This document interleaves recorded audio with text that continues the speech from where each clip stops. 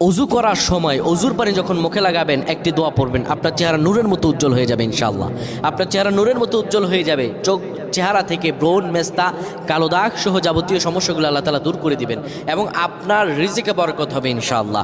আপনার দোয়াগুলো কবুল হয়ে যাবে। অনেকের চেহারা সুন্দর কিন্তু তাকাতে ইচ্ছে করে না, মনে হয় চেহারায় নুন নাই, কিন্তু অনেকের চেহারাই কালো কিন্তু দেখতেও ভালো লাগে। যেমন এই যে বেলাল হাবশি, চেহারা দিকে তাকালেই শান্তির সুবাতাস বয়ে আসতো। সাহাবীরা যার চেহারা দেখে অনেক প্রশংসিত করিয়েছিল এবং যার কলব স্বচ্ছ ছিল।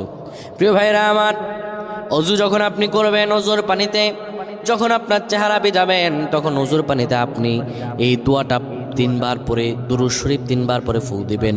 দোয়াটি হলো আল্লাহু নূরুস সামাওয়াতি ওয়াল আরদ, আল্লাহু নূরুস সামাওয়াতি ওয়াল আরদ।